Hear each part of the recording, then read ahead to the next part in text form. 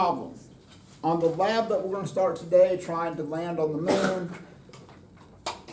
friction, inclined planes, whatever the situation is, you start with this idea that says force net equals force applied plus force opposing. So you look at that very first problem. So here's the semi, it's going down the road, traveling at 108 kilometers per hour. Now, the truck is going to stop. So if the truck is going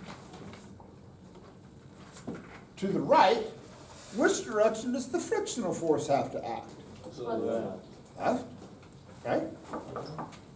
Why does that mean it's a Yeah, no that'd be force? It's weird.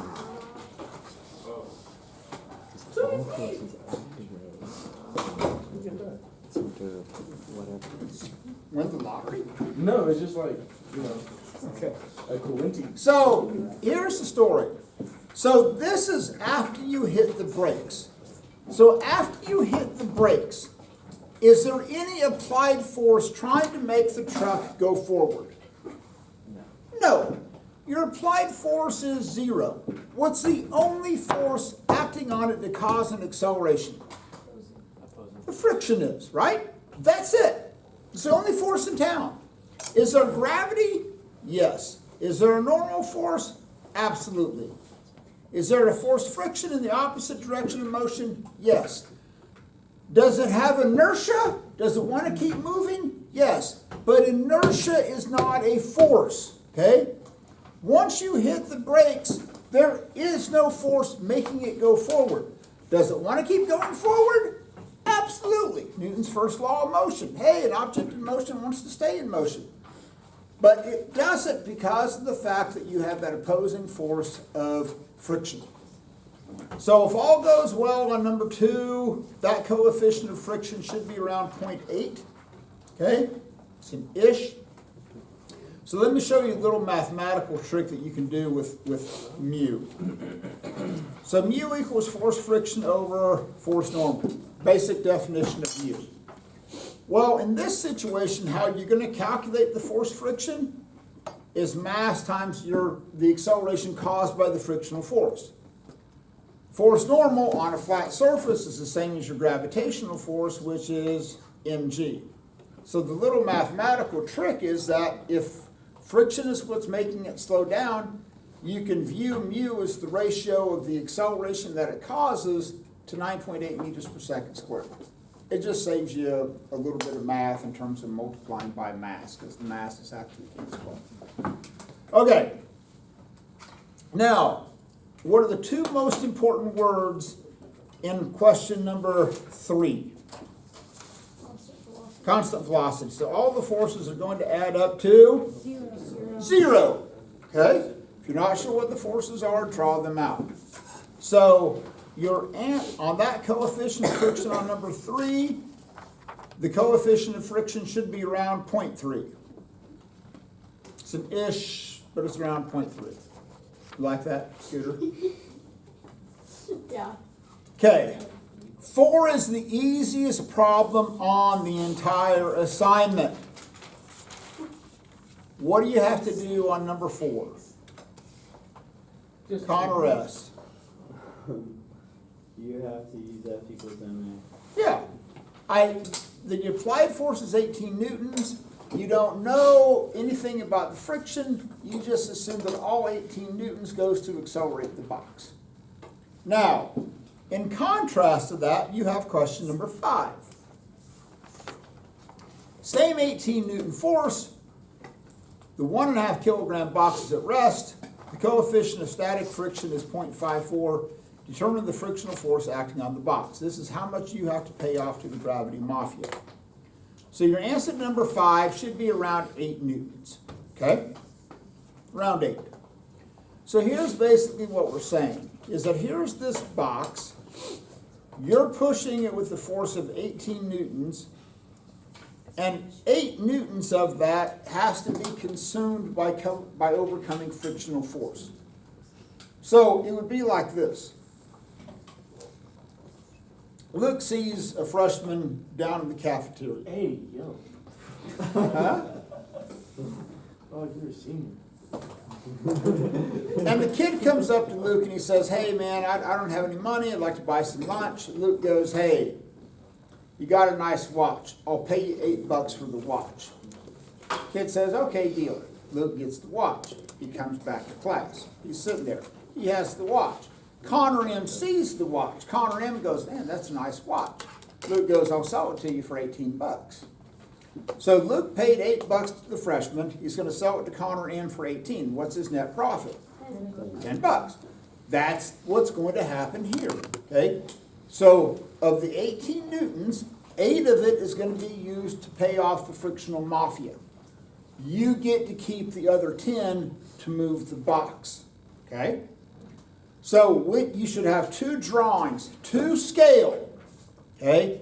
2 scale.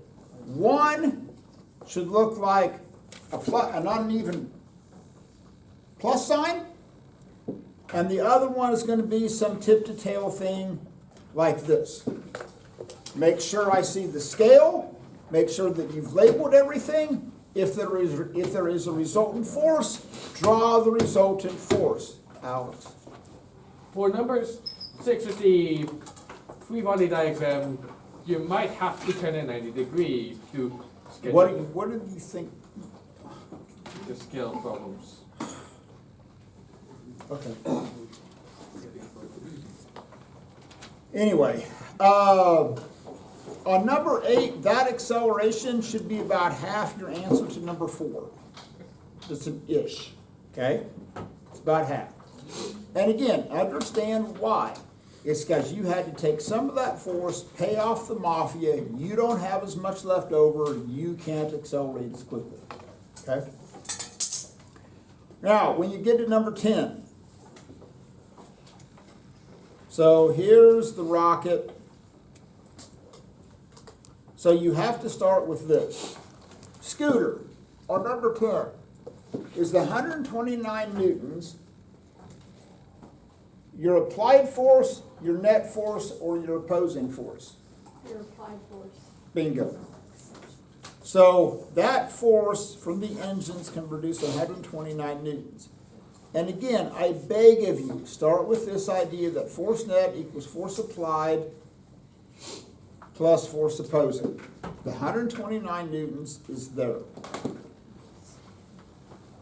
Unless I explicitly tell you differently, you have to pay the gravity mafia. The only time you wouldn't is if I told you, hey, What can be deep space?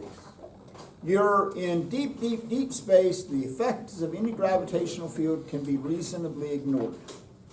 Unless I tell you that, you have to pay the gravity mafia. Okay? So, if this goes south, everything else is going to go south. So your answer to 10D should be around 200 meters per second. Okay? Now, notice on number 10A, I said make a sketch. So off to the left or somewhere, I should see 4 things: an acceleration vectors, your velocity vectors, the applied force, and the opposing force. So on 10A, 4 things: velocity vectors, acceleration vectors, 2 force vectors.